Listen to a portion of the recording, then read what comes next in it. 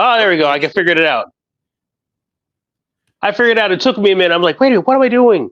Because I just I'm got trying to it, get. just hopped in. So it's all Yeah, good.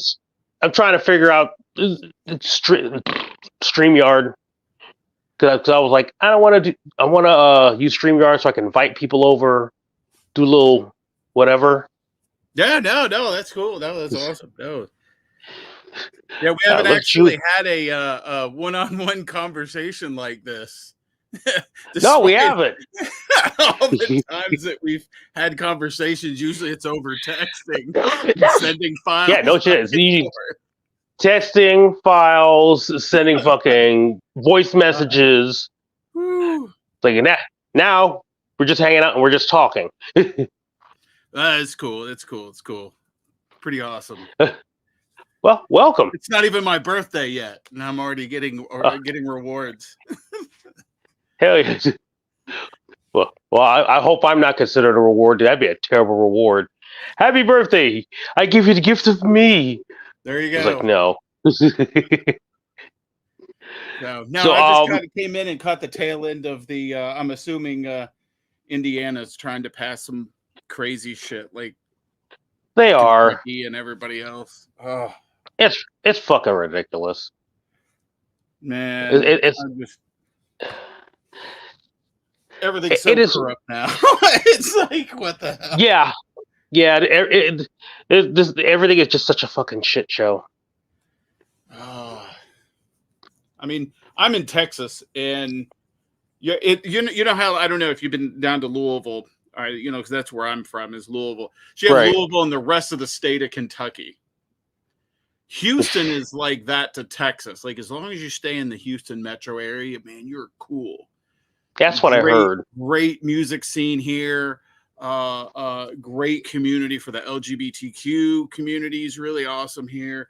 It just, but you get outside Houston, man, you get into Trump land, and it's just like, man, no, thank you. I'm gonna stick to the streams and the rivers that I'm used to. I know there's certain sections of Indiana like that. Like there's some areas it's like, oh, this is great. And then you get into some other areas, it's like, oh no. No. I do not venture out into the rural parts of Texas. No, it's scary. Yeah.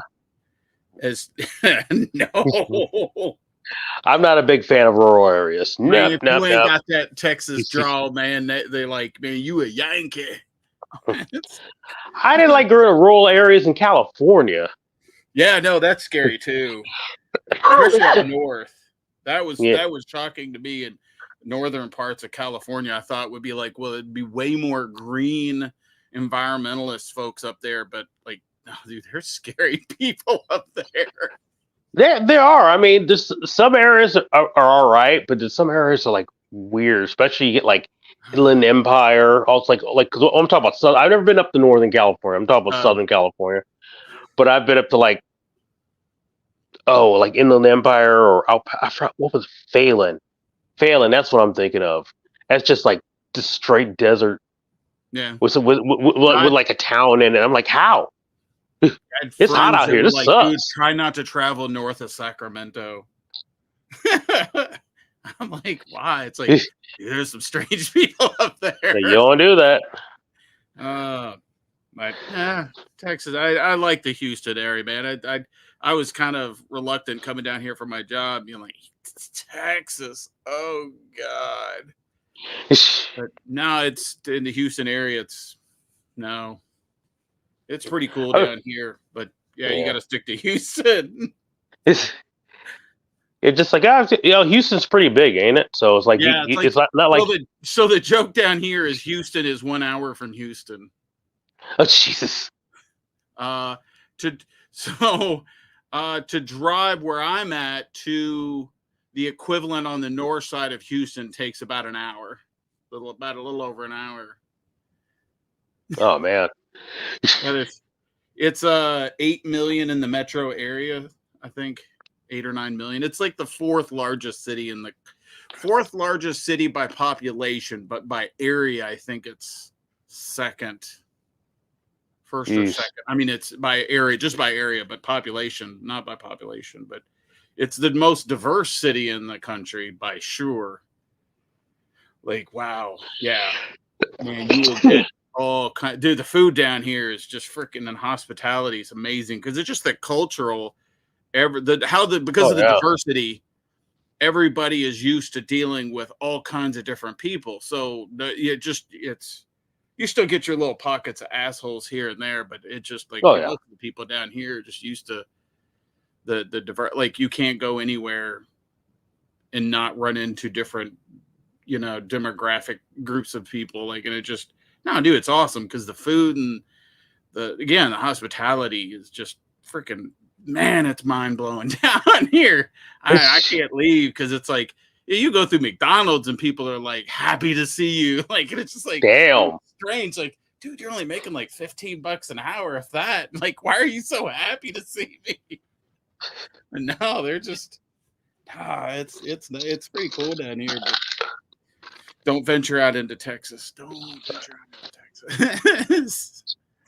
So I'll keep a mental note. Like if I'm ever gonna like come to Texas to party, hang out, or play a show, Houston only. Houston. Well, you got Houston. You have Austin, which is another big, very left-leaning city. In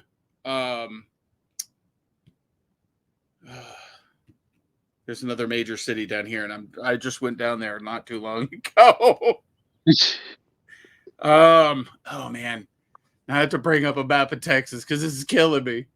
I was just having this conversation with somebody the other day. It was like, oh yeah, it's kind of a nice city.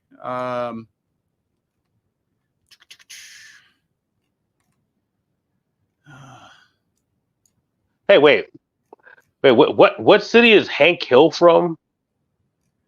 Oh, I have no idea. Oh, I never watched that show. I couldn't stand his redneckness. I know the character's supposed to be the one everybody's kind of laughing at, but I just like, dude, he is such an obnoxious character. Like, I don't want to watch that. I can just go down the street and see that. Not in Houston. You got to kind of go out into the rural parts of Houston. San Antonio, that's the other big city in Texas. Yeah. That's another kind of safe city. Those three cities, I think, to me, from my experience, are the kind of the three safe ones: Houston, Austin, and San Antonio. Dallas, Fort Worth, man, it's just too conservative for me. Jeez. No, I can't. If people that watch it that live there, man, no offense. Yeah. I'm like, I'm good. Yeah, every time I hear Dallas, I keep thinking of the old TV show when I was a kid. Yeah. Yeah. Now there's two cities kind of right now up against each other. So there's Fort Worth and then there's Dallas. And apparently, I've been to Dallas, but I haven't really explored Fort Worth at all. But that was way, way back in the day when I was first time I was in Texas in the Army, and Dallas is kind of the more conservative of the two, but Fort Worth is ain't much better. Jeez. I just like, yeah, they don't like outsiders very much. I ain't got that thick Texas accent, so I've only been through Texas like a couple times, like passing through. One side, like the airport, does it like one airport that had like this big old statue of George W. Bush. Oh yeah, you were flying through that airport. That's here in Houston. That's the George Bush Intercontinental Airport. Man, that is that's horrible. That airport is just, well, Houston. Give you an idea how big Houston is. There are two major airports in Houston. No shit. One on the north side, which is George Bush, and then one closer to me is Hobby. Hobby. What is his name? William P. Hobby. I have no idea who it is. Some guy. It's probably a Confederate general but I don't know. Probably not, because they've renamed already a bunch of stuff in Texas, renamed stuff. Fort Hood is a big army base down here. It was named after some general, and they renamed it to something else. Oh damn! You know, hey, don't bother me, man. I'm asleep like a baby. Y'all want to rename stuff? I don't care. Y'all rename it. Yeah. Just give me a little bit of time on saying the old name. I'll get to it. Yeah, like so I was in the airport. And the other time I went through on bus. And I remember going through bus. I don't know where we stopped at, but That's the scary. Greyhound bus stop was just it looked like a regular bus stop for like a city bus, and the only thing there was that and some dude and a horse. And I'm like, what? It was like really surreal. That is scary, dude. You're braver than me. I didn't get off the bus. I'm staying right on here. No. It's air conditioning. We're still moving. It's fine. Yeah. Woo. Texas. I know. Texas is big though. Man, this state's yeah. huge. I actually drove through it just a little bit of it when I was heading out this way. I think or maybe I'm thinking maybe it was Arizona that I went through. Yeah, no, that might have been Arizona. Yeah. Man. So the distance north to south in Texas, from down in Brownsville to the state line, the Oklahoma state line to the on the north side of Texas, that distance is 6 miles. I think it's like 6 or 8 miles shorter than the distance from the Texas state line to Canada. Oh shit.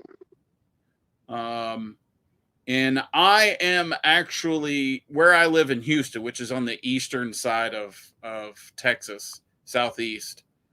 It is closer for me to drive to San Diego than it is to drive to Louisville.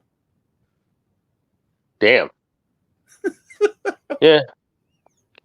Like, this state's huge. I'm like, holy cow. But here you just get used to everywhere you drive is like 20, 30 minutes. No matter where you drive, it's going to be 20, 30 minutes. It's like it was living in LA sometimes. Yeah. 20, 30 minutes. Usually because of traffic. The traffic here is, to me, is just as bad as LA, but it's a different kind of bad. Down here, it's like you need to go to fighter pilot school to drive on the interstates down here. Because man, oh Jesus Christ! You're in Indy. You know how like during that time of the year when the Indy 500's coming in, everybody wants to be a race car driver in Indy. Oh, even when it's not the time of year, people want to be a race car driver in Indy. Imagine that, but it's people that don't know how to drive. Like, unlike I could deal with the race car drivers in Indy traffic. I could deal with those guys. Down here, it's like everybody drives that way, and there's like no racing. Like that's just everybody's got to get somewhere, and everybody is. Oh, like I was saying earlier with the hospitality, like everybody is very like the hospitality business wise is just unbelievable. But you get on the interstate, it's like no hold bar. It's like MMA fighting on the interstate. Like it's, you're taking your life into your own hands driving on the interstate down here. And dude, it's man, because everybody's you're going to drive 30 minutes and you want to get there. And it just, oh man. Like one of the goth clubs down here, Numbers, really cool place. Dude, that's like a 50-minute drive from where I live. Oh shit. And that's mostly interstate driving too. Like, I'd get on 45, go up and go over 10 and then down. Like, no, dude, that's a drive. So if you go somewhere, it's like you're planning stuff. Shit, and that time I can drive from here to like Lafayette or something. Yeah. I used to be able to make the Louisville to Indianapolis drive in like about an hour and 20 minutes. Yeah.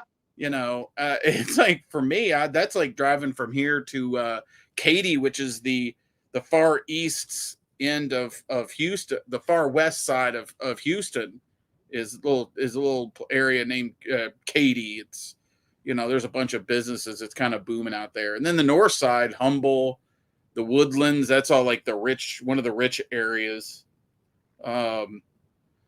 That's like an hour, a little over an hour and 20 minutes away. And it's just like, dude, just driving across the city is like driving from Louisville to Indianapolis. Yeah. I will say one thing I've noticed, like the traffic out here really hasn't been, after like being used to like Los Angeles traffic. Traffic's not that bad out here. It's like, because Los Angeles, like I'm used to, like I'm trying to get home from like Hollywood to Van Nuys, and it's taking me like an hour. Yeah. When it would really, it's like 10 to 15 minutes. Man, I've driven through LA a couple times, and I will drive out of my way to avoid LA traffic. Man, if you could do it, it's for the best. I've driven hours out of my way to save time. Yeah, Man, it's like especially the 10. The 10. 405 in the 405. Oh my God, the 405. What's interesting is the 10 that goes through is also Interstate 10 that goes through Houston. And it's just, now 10 here is totally not the same as 10 in LA, or you go through Palm Springs and up through that area. Man. Oh wow. I'll be in Palm Springs in March sometime. Okay, that's Palm Springs, California, right? Or yeah, Palm Springs, okay. California. Going to a developers conference for my job. Ooh, fancy. Yeah. That's the company. The name of the company is ESRI. It's Environmental Science Research Institute or something. They design software for like mapping and a lot of the stuff that we do. But yeah, they have a right on developers conference. So learn a little bit, but it's no, I do get sent to that stuff, but I try to stay away from LA as best I can. I got friends up there. They're more than welcome to come visit, but I'm staying away from LA. I got a lot of friends out there. I eventually would like to go visit again, because I got, maybe even play a show out there. But as far as live, absolutely fucking not. I will never live in California ever again. That is a hard no. That is a hard no. After about 20 years, I'm like, no. I feel the exact same way about Kentucky. It's like, no. Like, no, it's fine where it's at, but no, I'm good. Maybe I might consider it if Mitch McConnell kicks the bucket, and I mean, it's going to happen at some point. I'm surprised it hasn't already. I think he's already dead. I think he died like about a decade ago, and I think they just been pumping stuff. Just reanimating his corpse. That's why he just stands there. He's actually like a zombie. Like, I think he's doing updates. There's updates going on. He's buffering. Like software updates happen at bad times, and he just happens to be giving a speech, and the software update starts, and he just stops while it's updating. Well, I don't think the software's compatible with him anymore. I think his handlers are standing back there going, "Oh shit!" His Windows is operating. This is updating. Do bonk. It's got a reboot.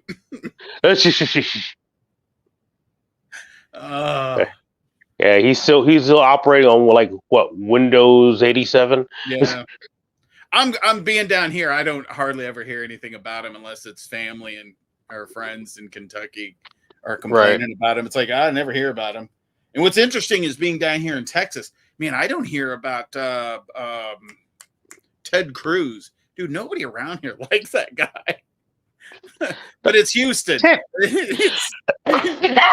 You got to go to those rural parts. Yeah, you got to go to the rural parts. But like around here, like I don't know anybody that likes the guy. Like you don't hear about him.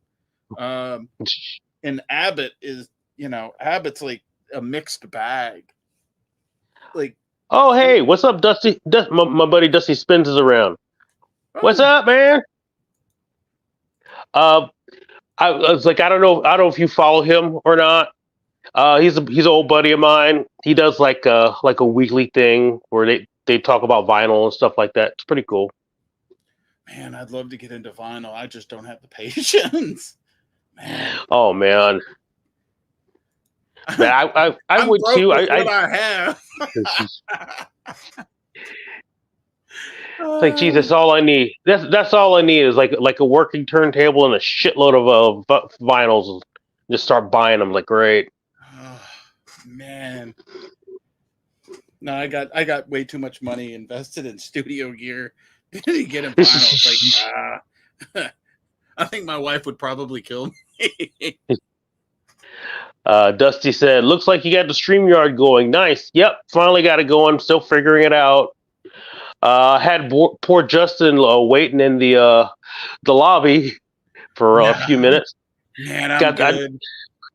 I had to make sure my camera was working because the way I have a switcher for this for my work camera because I work from home, and so going into meetings, there's some meetings where they want to have your camera on, and it's like, dude, why do you want it on? It's going to be distracting. Because every meeting when we get somebody's new or something, they're like, "Oh, you have a studio," and it's like then it completely derails the meeting. And it's just like, can we do it with the camera on? It's annoying. Just put a green screen behind you, and just I should probably do that, but I don't know where to I'd have to figure out how to set it up because I got so much space behind me. Put a green screen with some like Minecraft shit on it or something. But then again, you get somebody go, "Oh, Minecraft!" Yeah, because I work with a lot of engineers, civil engineers, and a lot of those guys are really kind of geeky, and they just they'll geek out at the smallest things. Is that your cat in the background? Oh, it's a cute cat. Like, oh, yeah, he's just kind of chilling. What's going on, dude? Yeah, he's like, whatever. And meanwhile, you're saying I got one up my butt right here. It's like, pay attention to me. You're talking to something, and you're talking to me. So nice. Seems like he's wanting to join in. Are you joining in? No. Oh, that's fine. He'll sit in here like all day long, just sitting there. Sometimes he'll do that. Sophisticated gentleman. What is this? I can highlight comments on here? Oh, wow. I didn't know that. Oh, that looks all fancy. I got to get into this stuff too, because when the band resumes band practice, Aaron's wanting to stream some of the band practices. Right. Practice, but man, we're trying to square away a guitar player. That one's, man, the musicians down here. It's like I thought it was going to be a much larger pool of musicians, an incredibly larger pool of musicians down here, but it just. Well, yeah, I would think so too. But it's they're more finicky down here. It's more just you either get really good musicians that have real poor attitude, or it's just they're doing their thing. They don't like, hey, yeah, like I'm doing my thing, and it's like cool, like all right. Like, well, I've worked with people like that, especially in LA. Like, man, some talented folks down here, some very strange people down here too. Let's see. Dusty says, usually drummers are the hardest to find and hold on to. Yeah. That's why I became a drummer. You can do everything though. I was a keyboard player. And several of the bands I played in, they'd lose drummer, and then lose a drummer, and they'd get another one, and lose that drummer. And it was just, I was like, shit, I'll just pick up drums. I got a couple friends that are really good drummers. I'll just have them teach me some stuff, and, I'll make a go at it. And 20 years later, here I am. What did I do wrong? You learned how to play all the instruments. That's what you did. That was your mistake. Yeah, it's just kind of like picking up one thing. Well, that was from a lot of went back on doing shows and running sound for bands, and you know, then bands not having guitar techs or a drum tech or whatever, and just kind of having to learn just enough to play to sound check and set stuff up. Because what are you doing? Stop! Drunk bands. You get down. Get down. We always wait till I'm in the middle of something to start some shit. Come on, get down. Let's go. Yeah. No, you're gonna be a pain in the butt, aren't you? That's my cat. It's like my cats are taking turns acting up. Because I did a live stream interview earlier today. That one I sent you a link to. With my friend Jasmine. And my one cat Beans was acting up, just making a bunch of noise, and Toast is just being chill and sleeping. Now it's the other way around. So I was like, oh, it's my shift now.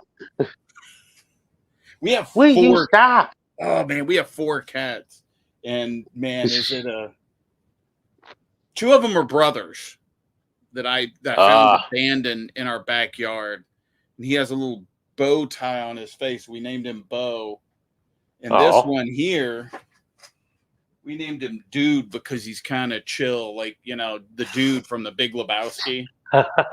He's kind of sweet. Dude, he is like a chill cat.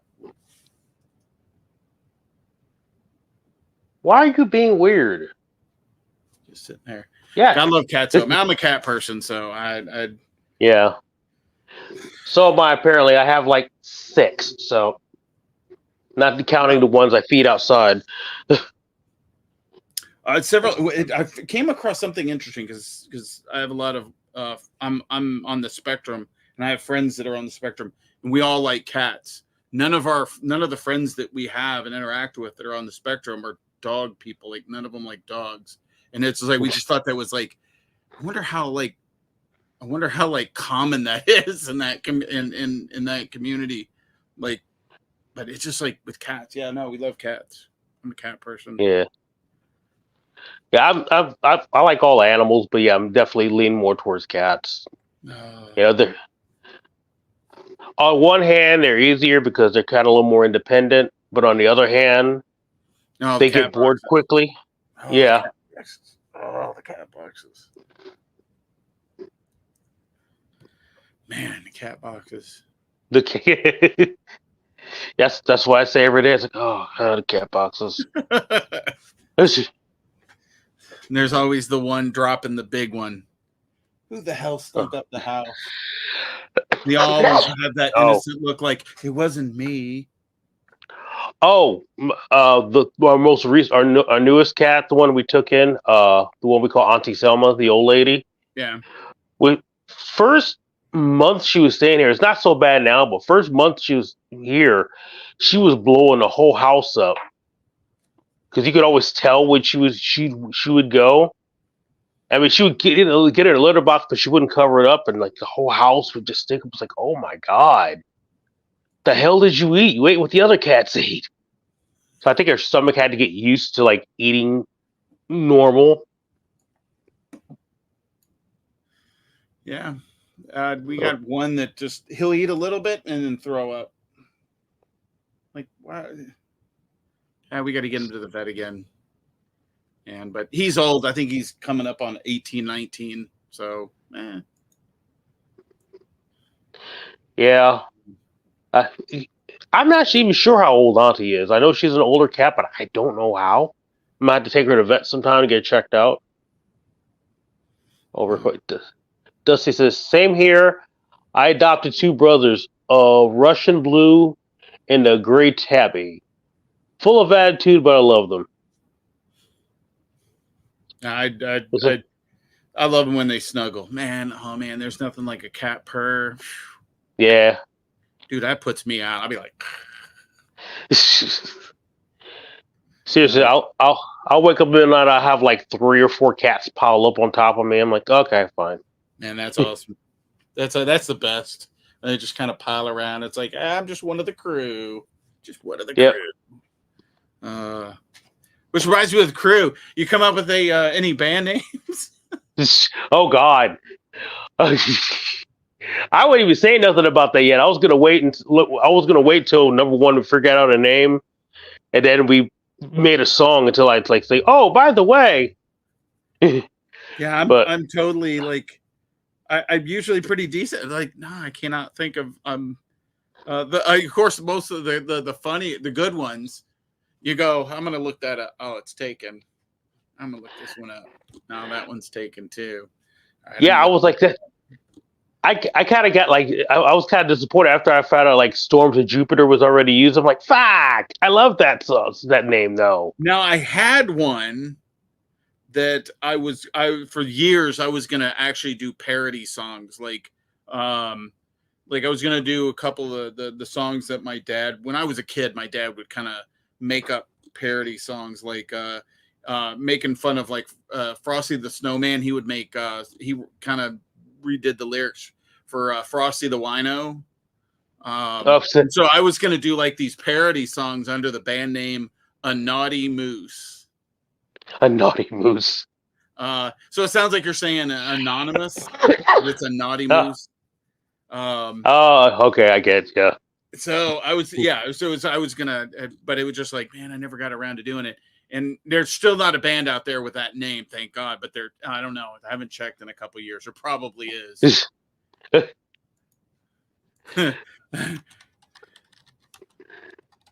Let's see. Is there? Let's see. Meantime, Yeah, while there's you're a looking, YouTube channel called A Naughty Moose. a naughty moose.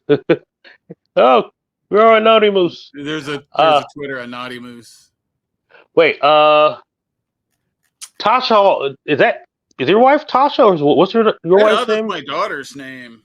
Oh, okay. Well, she said my black cat Lucifer gets jealous of our orange cat Aries, and not even kidding, he'll have trouble peeing from the jealousy. I took him to the vet, and the doctor said he was doing it for attention. That sounds about right. Yeah. I used to have his older cat before he passed away. His name was Peanut Butter. He was like 20, and Dude, that's an awesome name for a cat, Peanut Butter. yeah, he looked like Peanut Butter, which he was the same color. He was such a sweet guy. Unless you eat a lot of peanut butter, and then that really gets confusing if you're talking to your spouse about making a peanut butter sandwich. Oh, we made that joke already.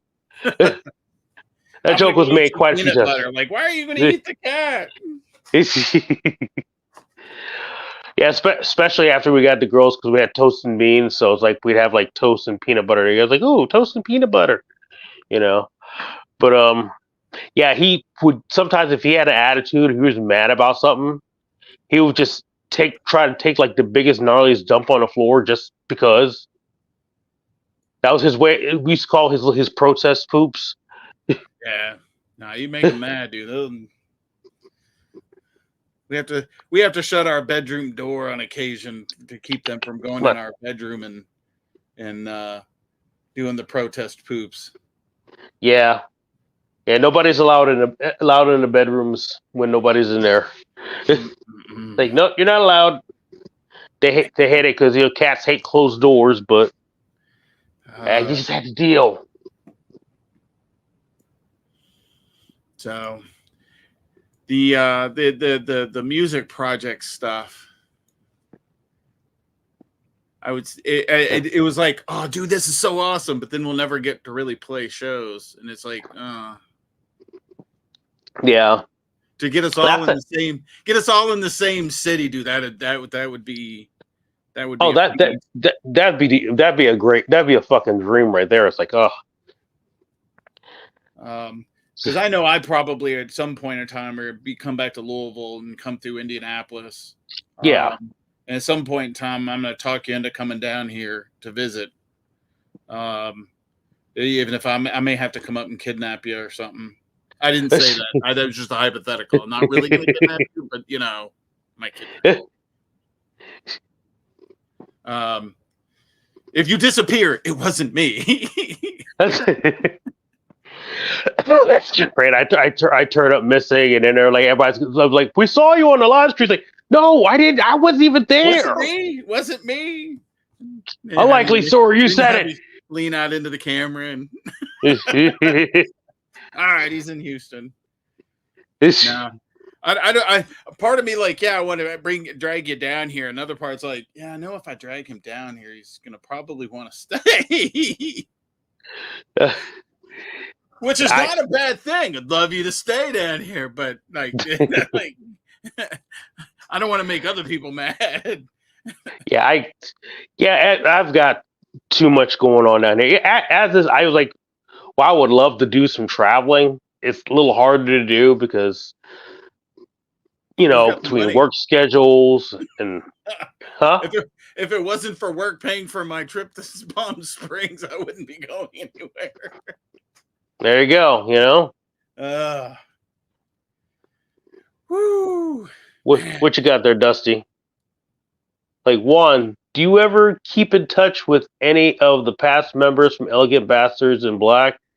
Yeah, as a matter of fact, one of them, the bass player Gene, if you remember, played with this gentleman and I right here on our cover of One of the Living. So I do keep. I've worked with Gene a couple times on some stuff, so to work with him. That was a tough one, man. That was. Oh God, One of the Living. That was probably one of the toughest covers I've ever done. Yeah, that was definitely an ambitious project. I'm like, I always wondered. Oh, it did. I would have liked it to got a little more attention though, but yeah. That was. I think there were so many, and there were so many bands during that time frame pushing out Tina Turner's covers. Like, really? Yeah, I knew one. It was like these guys. They were doing all the more popular ones. They weren't like, and they're doing horrible jobs at it. Yeah. I was just like, man, I don't want to sound like any of those guys. Like, I don't want people. I want to like have it sound like. Yeah, I mean, ours definitely had a great it had a great sound. I really, not just saying it because we did it, but I mean, really, it was a great fucking cover. I liked it better than which you remember I sent you that link to that one. It was like a group effort thing that they did too. They did a cover of One of the Living. Yeah.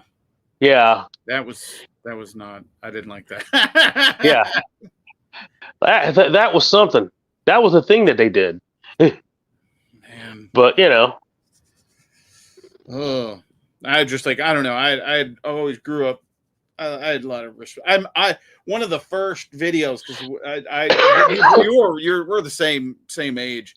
Like when MTV first came out, like the first year or two of videos, they played the hell out of Tina Turner's "What's Love Got to Do with It." I remember that. Go a day watching MTV back then and not see at least one or two of her videos, especially that one. That one was just like they had that one in like a full rotation, and it was just I always loved her voice.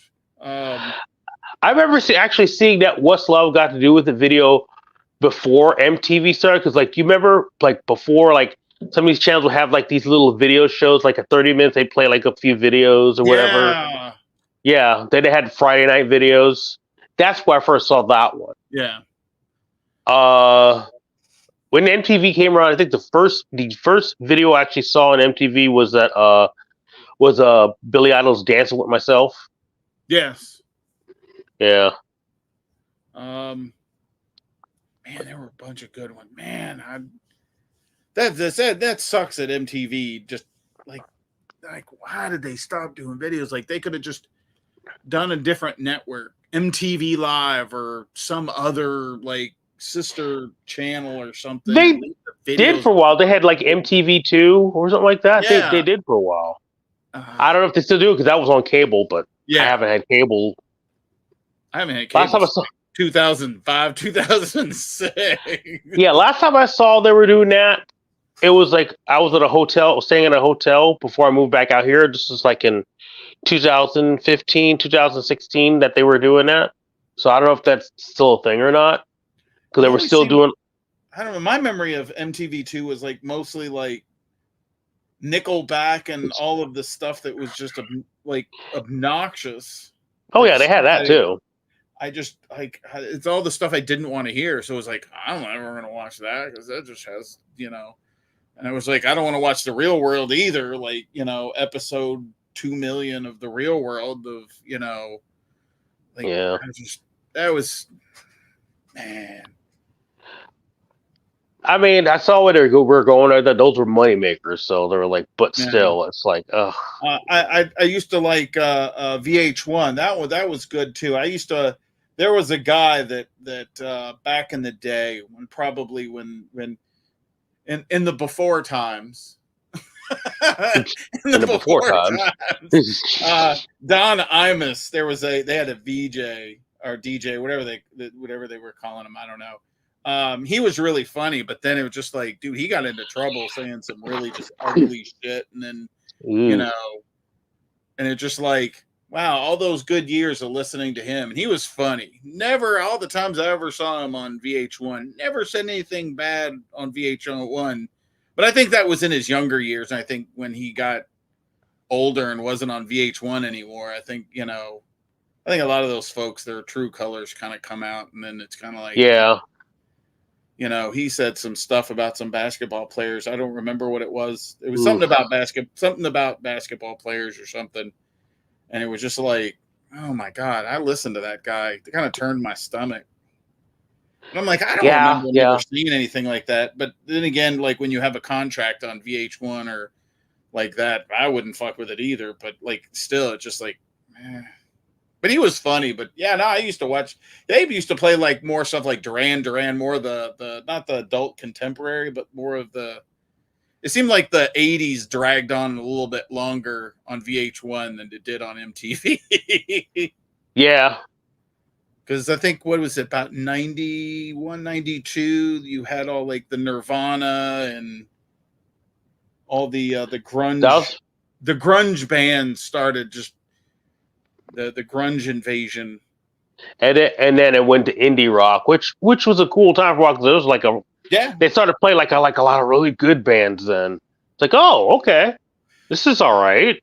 that just And wasn't then that just wasn't making money for the corporation. yeah, So the indie bands just weren't. There's just no money in the indie bands. Yeah, and it just let me oh well.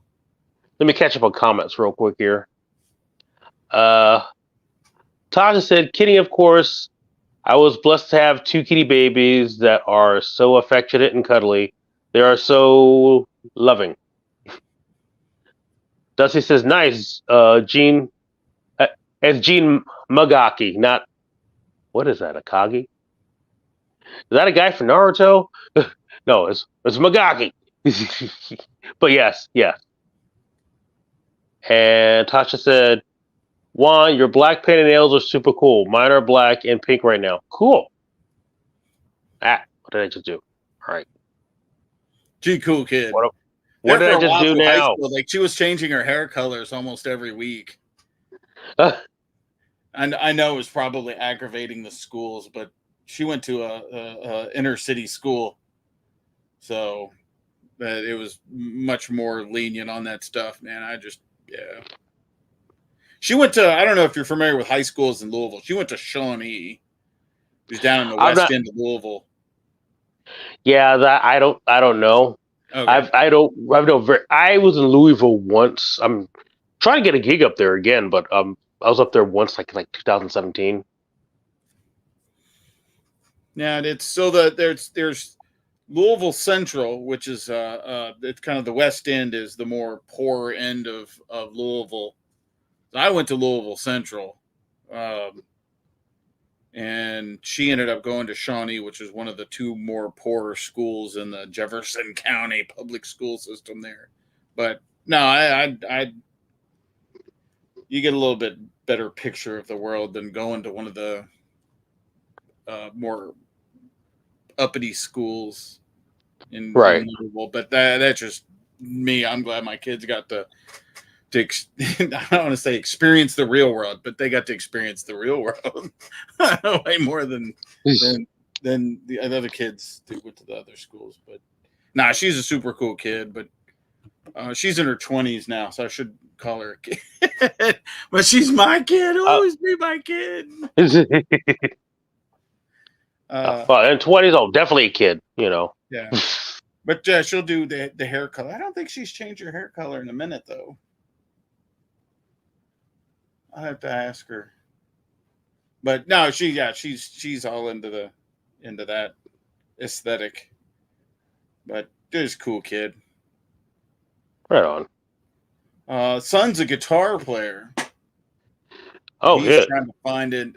He's trying. I don't know if he's playing in a couple bands or what he's doing. He doesn't really talk about his musical stuff down here much, but he likes it down here because it's a lot more musicians. A lot more. He's into the alternative kind of music, like what's that band? Muse? Is it Muse? Yeah, Muse. Kind of that Muse. kind of genre of music. Very kind of eclectic. But he listens to all kinds of stuff because he grew up listening to a lot of stuff I listened to from like 80s to this, that, and the other. If it sounded cool, I listened to it, but I don't know. There were bands that I listened to. They were like, I can't stomach their stuff overall, but they'd have like one song, and for like a week after, like that first song that makes a band big, like is example. I remember back in the early '90s when I was in the Army, when Pantera first got big.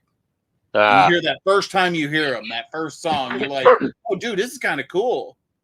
But then you hear the third, fourth, and fifth song, and you're like, all their stuff is like what that. Well, they had one decent song that was kind of cool for a minute, but then it just gets annoying because it's the same, the same stuff, and then they just disappear because it's like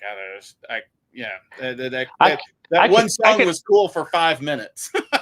I can already tell what songs you're talking about. Because like the first time like I heard Pantera, like first song I heard was that Cemetery Gate song, and I was like, oh, this is cool.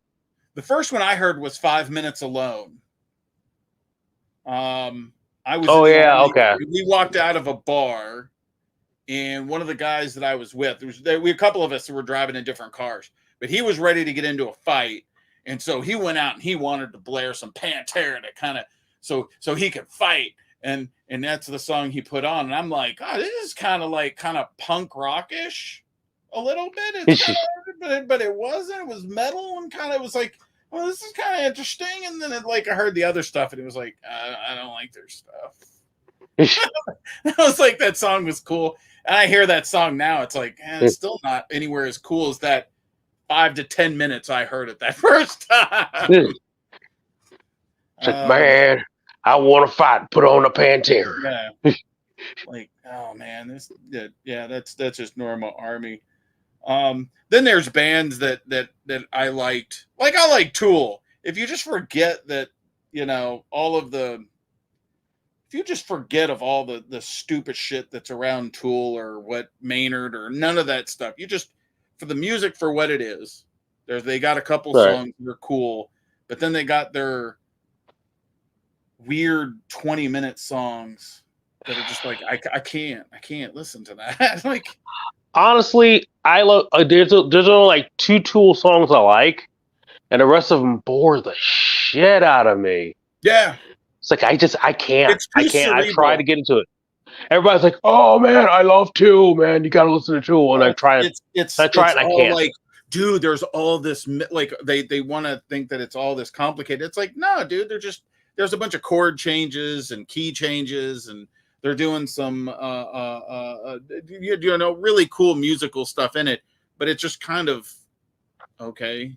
Like, and I'm not that they're talented musicians. Don't get me wrong. I would love to sit down and learn shit from any of them, but it's just like, and for my taste, I don't know. It just it's too cerebral. Like, Yeah. I don't want to think about the music as much as I enjoy it. And there's some like songs, and like what album? So I can't even name their albums. I think it was Undertow. Yeah, Undertow. Or Undertow. I get all their albums confused. What songs? What was it? The one song about fisting. Was it about fisting? I'm gonna get you demonetized. Sorry. You know what? It's fine. I'm not even monetized, so I don't even care. So, hey, no. Stinkfist. Sorry. The name of the song was Stinkfist. That's what it was. I knew it was something about fisting. You know, not that I do it or participate. If people want to do it, man, have it. Had it. Be do you, bro? You do you, man. I have nothing against it. I just personally, I'm good. Yeah, I just a little too sensitive, but yeah, no, that's like one of the Tool songs that I think's cool. Or Sober is that has been played to death. Yeah, like that. It is, but it's a great song though. It is. Like the first couple times you hear it, you're like, dude, this song's cool as hell. After the 100th, you're like, I'm so sick of this song. Yeah, it seems like. But I think, yeah, that's when another. But there's a couple that I've become fond of that are less popular. I can't even think of the names. I like the songs. It's one of those things. It's like there's so many songs that I've heard in my life that I like that I couldn't tell you the name of the songs. So like I just never kept up with that stuff. There's like Susie and the Banshee songs that like I like, but I couldn't tell you the names of them. I'd have to go research it to remind myself, or but most of the bands that I grew up listening to, like Ministry, KMFDM, Coil, Depeche Mode, like I had a wide variety of music. I can name those songs, but like outside those groups that I listened to, Art of Noise. That was another one that I listened the hell out of. Art of Noise. Dude, they're still in my music. There's a lot of Art of Noise influence in my stuff. Like, and you probably heard like the weird crap I put in. Yeah. That's definitely. That's all stuff from Art of Noise and yeah. God, I'd forgot about it. I haven't heard anything from them like years. Yeah, I think they played some shows a few years back. But man, what was another? Peter Gabriel. I really got into Peter Gabriel growing up as a kid. And he has an album. And when I became a drummer, I thought this was really fascinating because you probably know from my drumming, I'm very simplistic, dude. I don't do a lot of fancy playing in my drumming. And that's kind of came from one of his albums. And I cannot remember the album. I think it's Intruder, where he had the drummer through the whole album did not play any cymbals on the whole album. And it had a very distinct sound to it. And I thought, I have to play with cymbals. I can't not play with cymbals. But I wanted to really minimize the cymbals I use. And man, that became really hard not using cymbals as much in songwriting, because it's like I want to put crashes and all this stuff, and it's like I'm just going to keep it real simplistic and stay in the pocket for the singer. And when we did the Tina Turner song, I kept it in the pocket because it's like, man, I want to be able to let you have that nice sandbox to play in, and Eric, he did a great job on the guitar stuff because he kind of did the same thing. We all kind of kept it in the back to let you to have that nice playground to do your thing vocally. And man, that just turned out like to me really good. But it's just like, but that's what I'm used to from you is giving you that nice play space, to play in it. Man, you never disappoint. Yeah, just make sure I don't turn the sandbox into a cat box. That's the important thing. If it does, man, we'll figure it out. But I've worked with a lot of singers that were talented that just their ego just sucks the air out of the room. And in Yeah. writing and recording, it's like, oh, and it's. But just being Yeah. that getting into the groove and just it's like, man, I just remember that the first couple of times we worked on stuff together, and I'm just in the studio mixing, and I just big smile on my face, like, man, this is so awesome. Man, I wish I was in indie. Oh, man, That's a cool thing. It's like, it was like when you're doing stuff, and then you're like, when you later, it's like, oh, if it makes you act like that way, you got something good. Man, it would just, oh man, it'd be like, dude, here's another one, here's another one, here's another one. It was like having a really bad mixing addiction. It's like, oh, he's gonna give me more. Juan's gonna keep me supplied in vocals. Let me I had to catch up on comments here. I've been missing on comments. Like, you're good, man. You're good. Sorry, I'm sorry. I'm not ignoring you people. I swear. Dusty said it's funny because back in the day we thought his Pantera was pretty hard. Now our kids call it dad rock. I wouldn't even call it that. No. I like once you learn about rock anymore. Once you learn about Phil, then it's just kind of like, nah. Phil, Dimebag. But like when you first heard it, I bet, but it was the same way to me with Metallica. Like the first couple of times I heard Metallica, I'm like, holy crap, this is like melting my face, because I was listening to like Ministry at the time. Yeah.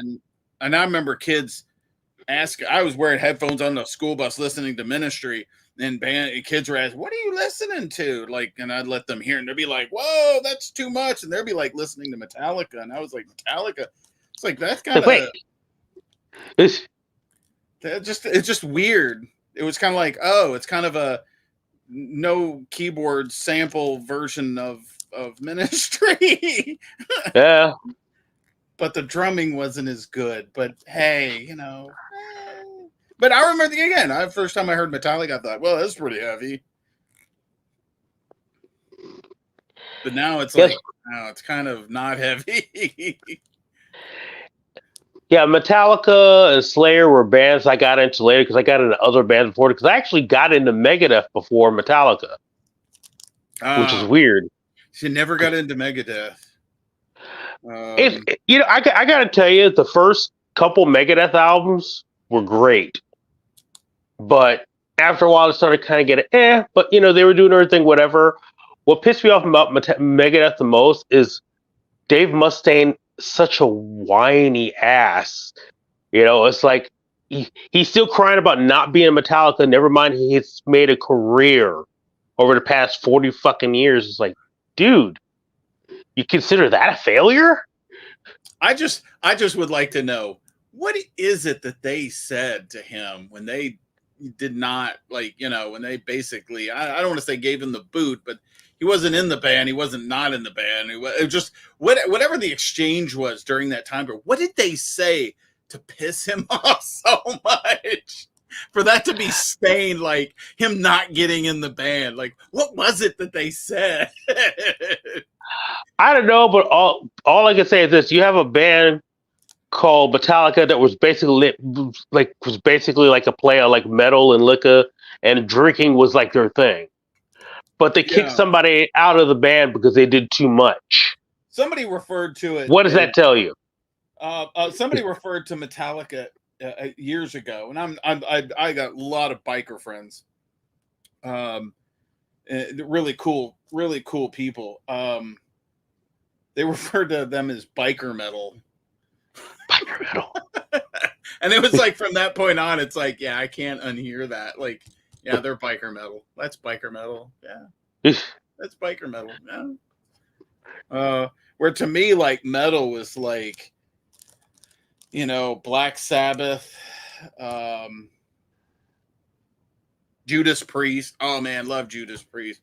That was another band I grew up as a kid. Yeah, I was listening, going from Judas Priest to Art of Noise to Depeche Mode, you know, to Peter Gabriel. Listen to Phil Collins. Phil Collins, like Genesis. I don't know if you ever Good old listened Phil to Genesis. Collins.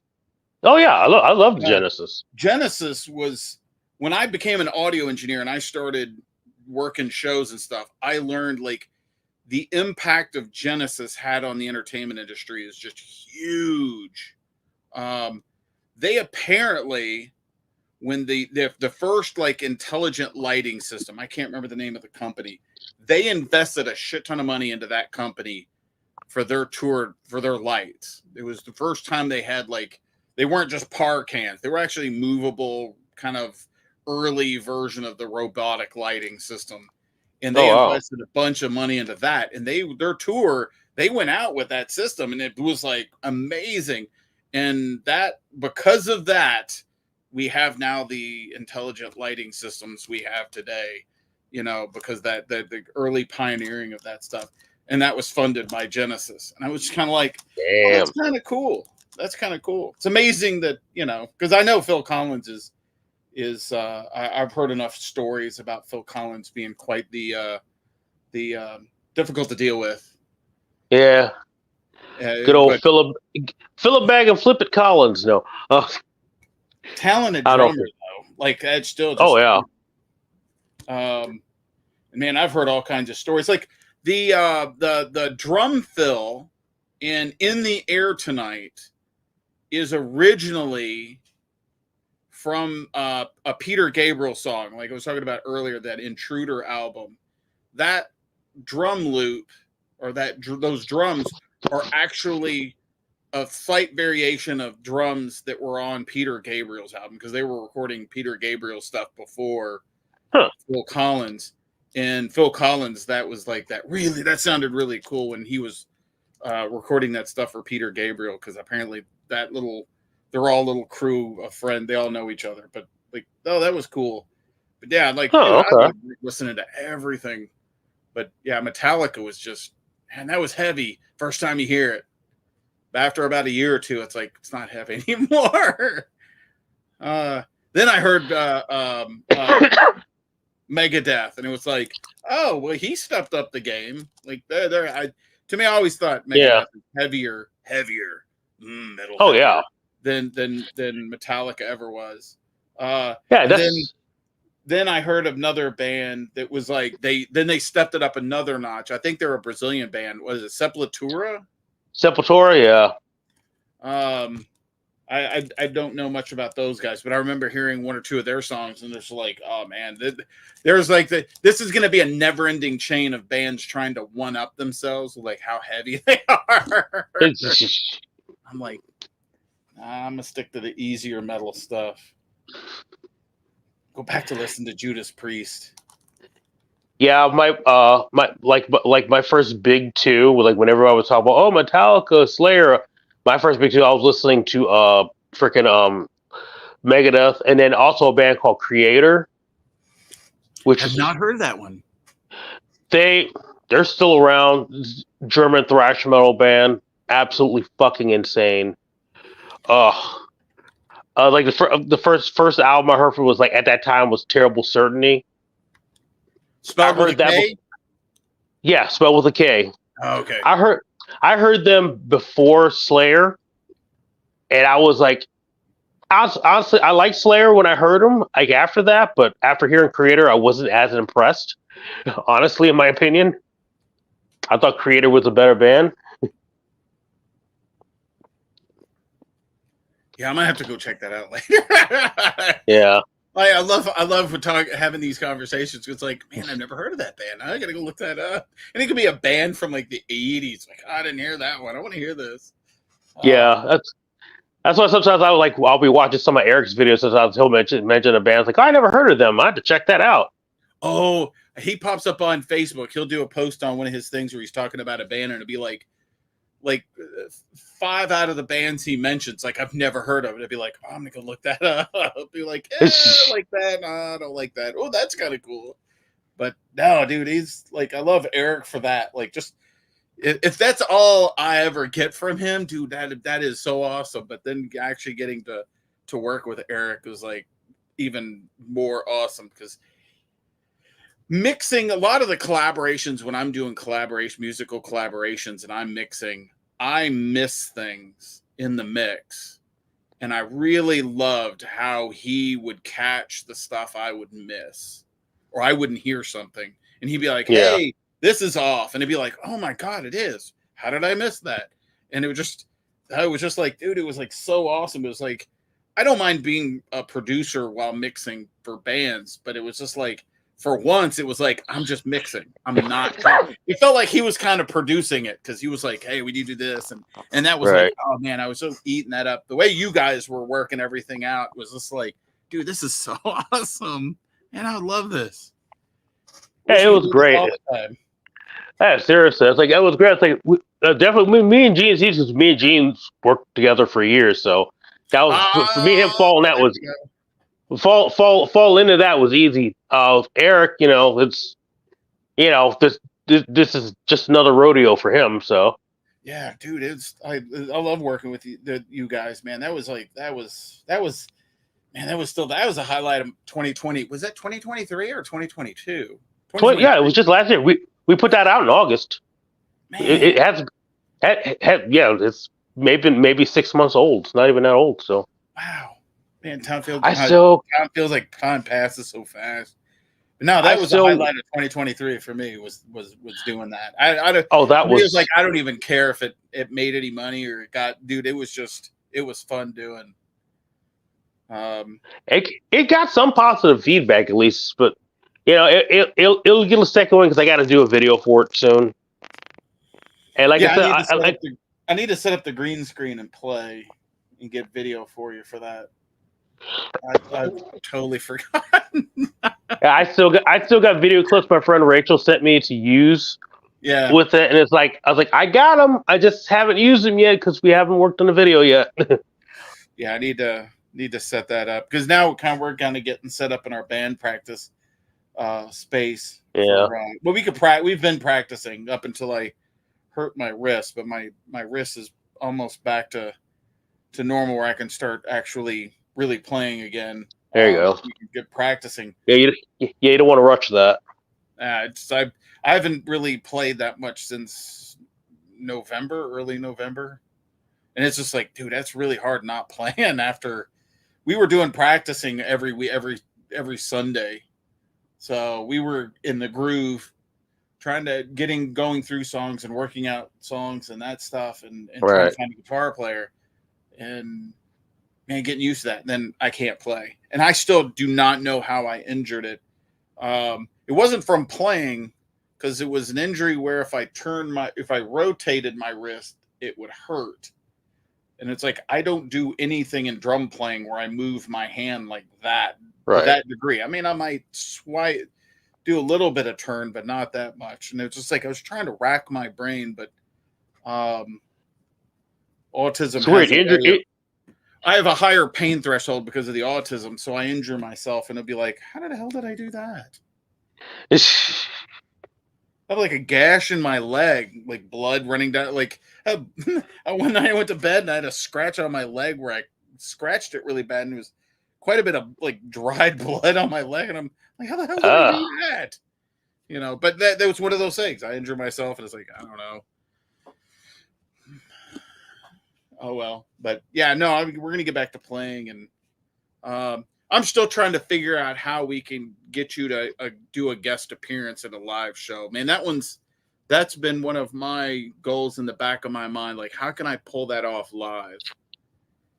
Short of having like a big screen TV on stage, kind of set long ways. Right, you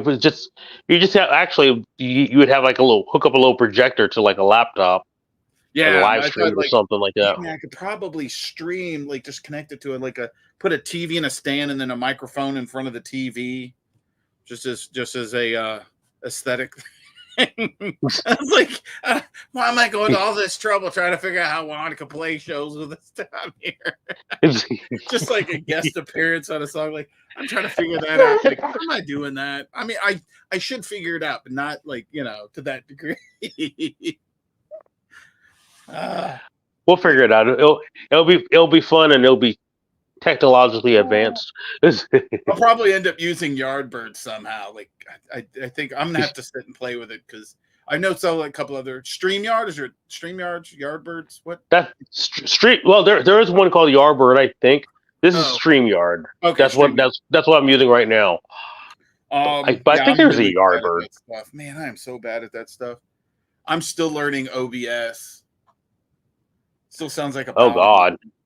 It's gonna take me an OBS. Be right back. I need to learn that stuff because Aaron's wanting to stream some of the band practices. But yeah, I'm cool. I'm cool with that. We can do that. Yeah, I would kind of want to do like little one-off shoots, maybe like live stream like 2 songs or something here and there. I was thinking like at some point. No, that'd be cool. I definitely would. Well, we record band practice. That's what we've been doing because I like to, and we actually record with multiple cameras at band practice. I have one that's kind of that has me a shot kind of back over my shoulder down at the kit. And I like recording our set so then I can go back and watch and be like, oh, I screwed up here. What was I doing? Or, oh, I like that, but what was I doing? Because like when you're practicing, I don't know, you don't really get to review your stuff as well. Because I want to play. When I'm in the moment, I'm playing. And I just want to enjoy playing, and I'm going to play. I don't want to try to think about my mistakes or dwell on mistakes as I'm playing. I try to just got to keep going. And, I'll watch the video later and see my mistakes and figure out like, oh, that's not in the pocket, and that drum, that groove, that doesn't fit that song as Mel. I'm gonna have to maybe go halftime with the hi-hat. Like, being able to change stuff up has really been a great tool. And Aaron, I think Aaron likes it because then she can do the same thing with her vocals. That she can actually practice and then go back and we review it and be like, the way we did that works. That we like that. And it was just kind of like we had a guitar player to add one more, but now she wants to be able to stream some of those practices, like 1 or 2 songs. That that makes sense. I mean, all that sounds great, and then doing it that way, that'll make the live streams look really cool too, like multiple camera angles. So yeah, no, it's and you can we can find some. I got some cheap webcams. I'm using some cheap webcams. Man. Woo. But yeah, no, and I'm playing an electronic kit this time. We play shows. I'm gonna stick with my electronic kit versus an acoustic kit. Just because we can the monitoring system. I wish I could show it the system. But we got a Behringer X18. It's a rack digital mixer. And it's got 16 inputs. And you can use a tablet or PC to mix. Oh, okay, cool. So and because I had 1 or 2 friends who were playing in cover bands and they would use these, and it has stereo out and then 6 aux sends. So they would use the aux sends for monitor mixes, and you can actually get an app on your phone to control your own monitor mix. So everybody in the band can manage their own monitor mix live. And we're doing in-ear monitors. So the singer and the guitar player have in-ear monitors. And then, of course, I have in-ear monitors because I play to a click track. And that's all ran through that mixer. And I have a laptop on the side. It's all in one rack. Well, it's in a rack, and I have my laptop and a little mixer controller on top of that for tweaking stuff during the show. Nice. But then we can have somebody mixing our stuff out in the audience with a laptop or an iPad, and it's all done. It's all compact. It's a nice little rig. But yeah, we just pull a feed off that for the computer that we're streaming, and it just, dude, it works, man. It's like crazy technology. And it's I think the XR16 is like what, $700 on Sweetwater. I mean, worth the money probably, but still. Oof. Yeah.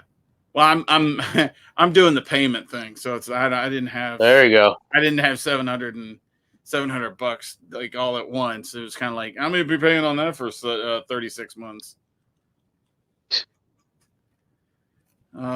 Yeah, it's about 700.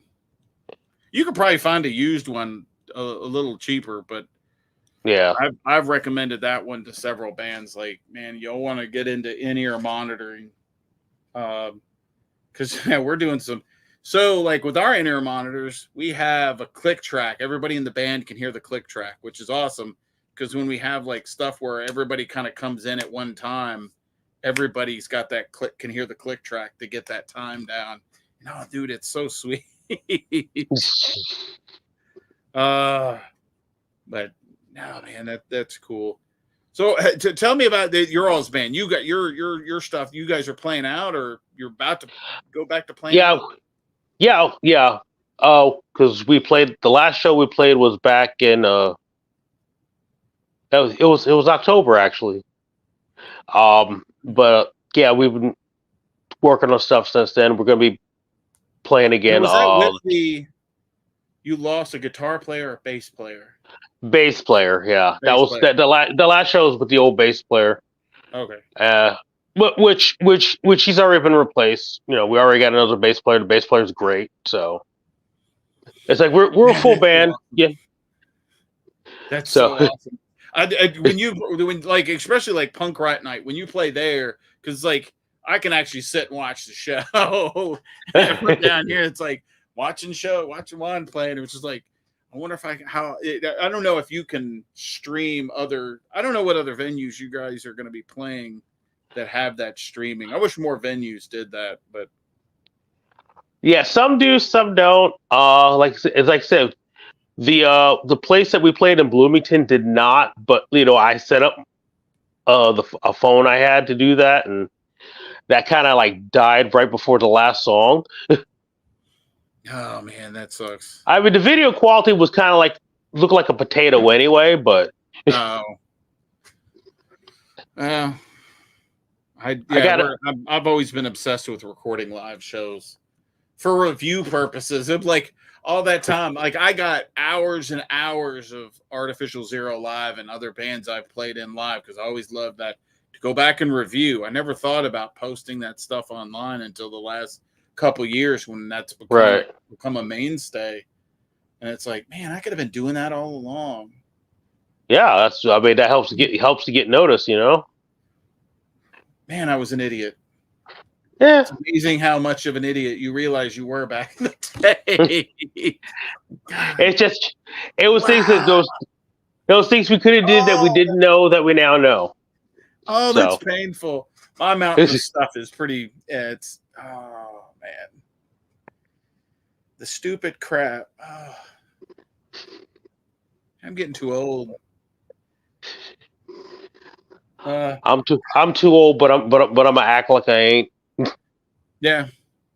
No, I'm gonna keep playing shows until until I'm just not allowed to.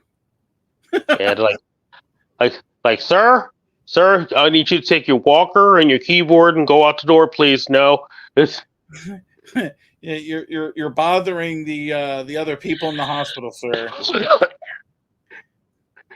You're like, sir, please stop singing to the PA system. I'm a singer, goddammit. Go, sir. You need to go have your applesauce and have a seat, sir. Come on. Now, I have sang on I got stuff up on Reverb Nation and other places that I sang on, and I've never considered myself a singer.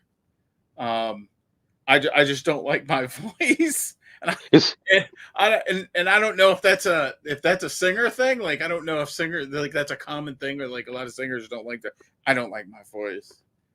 eh, sometimes, 'cause like there's sometimes it's like I don't like.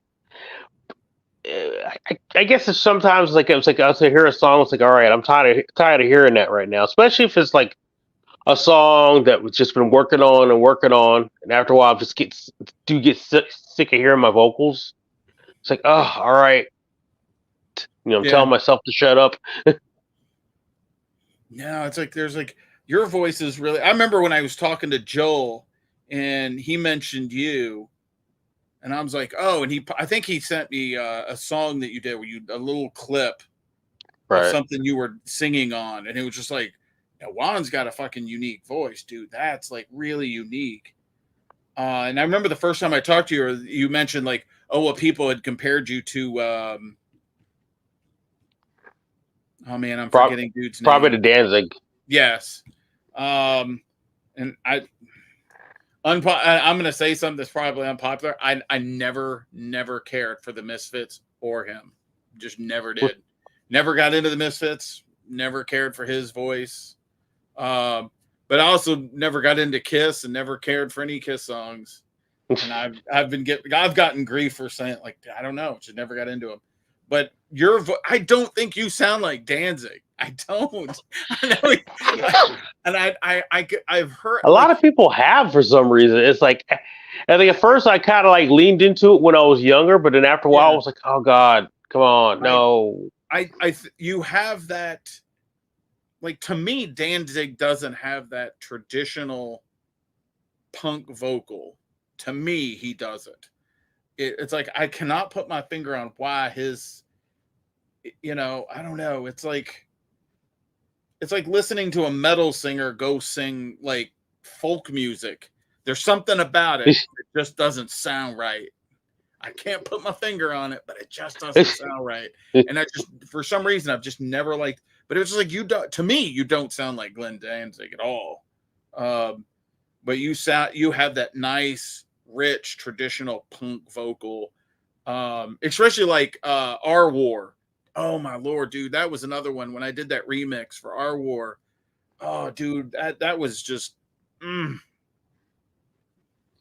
man, I felt like I was channeling some ministry, like some real, just straight old school ministry, and it was like, oh yeah. I heard that a lot too because when we played that with the backing track at that one show, Yeah, the guy was like, yeah, that reminded me of a ministry. I'm like, oh, okay, cool. that's a That's huge something. compliment. Yeah, because that's something I haven't heard before. It's like, oh, it's not Danzig this time. It's the ministry. Yeah, no, I'll dude, take it. That's great. like, I was like, man, no, I want it's, and maybe it's the music, maybe it's the backing music that you're singing with that people go, oh, well, you sound like Danzig. It's because of the music, not necessarily your voice. Because I don't hear your voice sounding like Danzig. That's just me. I don't hear that. You have a very unique voice. You have a Marvin Gaye kind of tonal to it. That it's kind of has that nice smooth richness, man. It just like a really nice bourbon, like you sip on, it's just that really kind of, there's this velvety quality to it that it's just like real nice and pleasant and enjoyable, like listening to James Earl Jones talk, and it's just like, fuck yeah, like, dude, you could just like, dude, just tell me stories, man. I could just sit and listen to those. I could sit and listen to you talk like for hours, telling stories. It's like, dude, there's something about your voice that was just like really awesome. And there's not many people I've come across, vocalists and entertainers, that are like that. But man, it was just like, that's why I bugged Joel. I'm like, dude, man, I definitely want to work with Juan. And then that, Juan, we started doing stuff, and it was, Joel was getting a little irritated. Yeah, like, dude, you got to step up your game. Like, I'm not knocking. Like, I love Joel to death, man. He's a super cool dude, man. But it was just like, dude, you got to step up your game, man. If you're wanting to do this kind of stuff, he's a talented DJ. Like, if you want to get into doing music and production stuff, dude, you got to up your game. But maybe one day I'll chat with him again. Yeah, hopefully, yeah.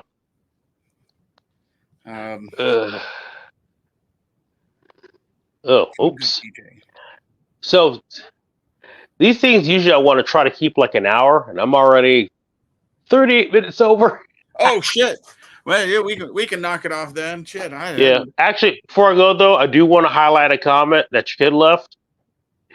It was kind of cute.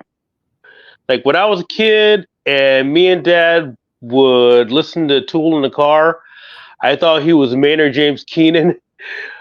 To me, their vocals sounded similar, and totally thought it was my dad's music.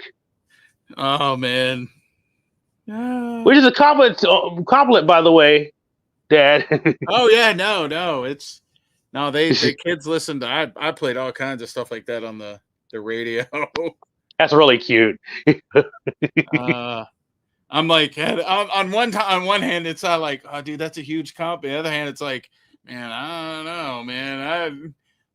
I think you got hearing issues because I'm not that talented.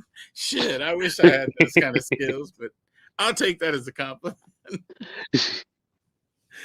I hope she wasn't telling her friends like, my dad's in Tool. Oh, your dad's not in Tool.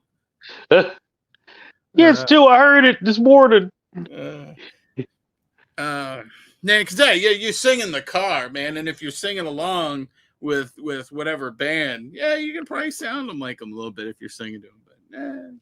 But nah, she's a good kid.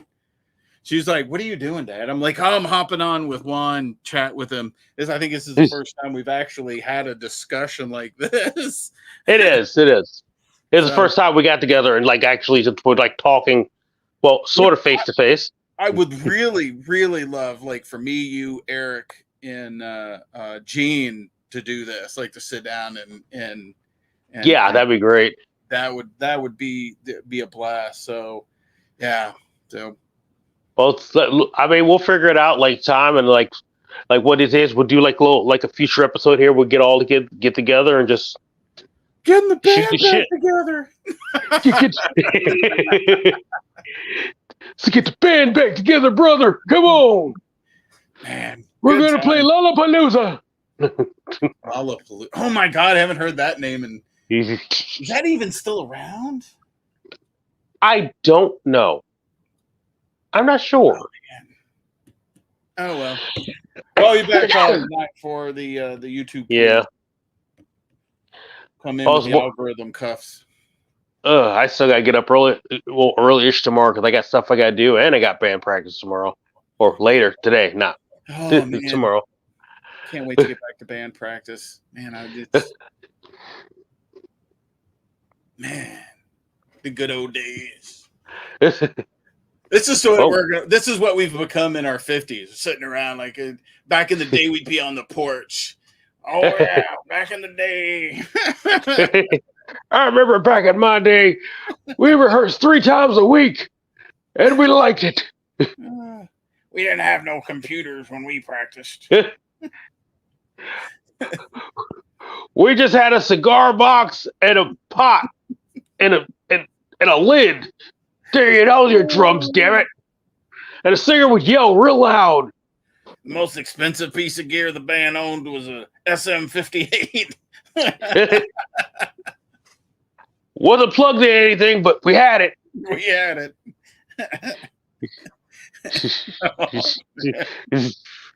Get off my lawn. Damn whippersnappers. You and your fancy amps. With your laptops and your MySpace. I remember. I'll never live in a house that's in an HOA. Oh, fuck. Here I am living in a house in an HOA. Hey. I'll never go work for the government. Oh, here I am. Shit. Well. It's cold. You got to do what you got to do. Could be worse. I know some people. At least I'm saving lives and keeping people's stuff from getting destroyed, and you know, in underrepresented communities. There you go. Doing my part the best I can, but oh well. And meanwhile, I'm destroying people's information because they pay us for that. You got a new job, didn't you? Well, it's the same one I've been working for the past 4+ years. Has it been that long? Because I thought you were working at Lowe's when we start. Now, or was it? No, I was. Wait, what? I think I was. No. I had already left. I had been gone from Lowe's for about a year. I could have sworn because I thought there was a period of time where my son was working at Lowe's and you were working at Lowe's same time. He doesn't work at Lowe's either, but I thought there was a period. Oh, good.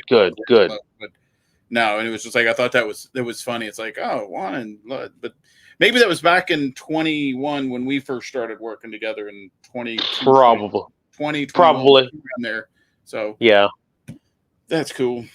No, but yeah, I've been at this job for like 4 years now. Oh, that's cool. Yeah, I got a job with the federal government, the Army Corps of Engineers. That's I'm a scientist with them. In relation to urban and coastal flooding related stuff.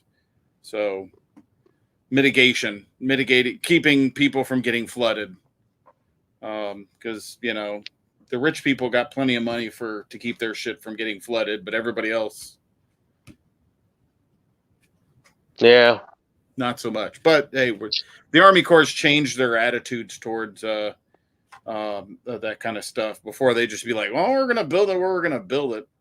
Now they're kind of like, "Well, we need to build it in this area to save these communities that." Don't have the money and the resources to deal with flooding. So no, it's good. They've changed their attitude, but it's still slow going, but it's yeah. At least something progress. Yeah. So yeah, there's a lot of fresh blood, a lot of younger people, newer people coming into the Army Corps that care about, what we call it's socially vulnerable communities, because we use what they call the social vulnerability index, which takes age and health and all these other elements into consideration. And so communities that are higher on that index, they take the design and that stuff into consideration far more than they used to, which is awesome. That's one of the reasons I took the job, was because they're wanting to change that attitude toward those communities.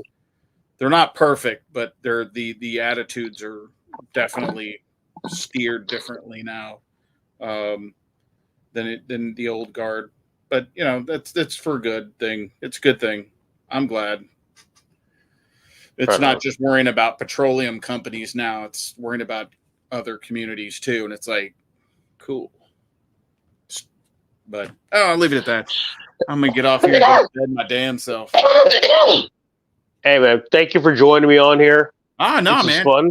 Anytime you want to hit me up, man. I'm more than happy to hop on and we can shoot the crap. Right on. Yeah, well, this is the second episode, but I feel like this is the first initial episodes to actually have somebody on here. Oh, that's cool. That's cool. Yeah, so this is great. You can always wrangle me up if there's not somebody floating around. I'll hop on and we'll talk about the good old days. Talk about the good old days of how we did things when MTV played music videos, the before times. Back when MTV played music videos with the people. Man, thank you everybody that joined in, watched, commented. Aaron, Dusty, Tasha. Nice meeting you, by the way. And everybody have a good night.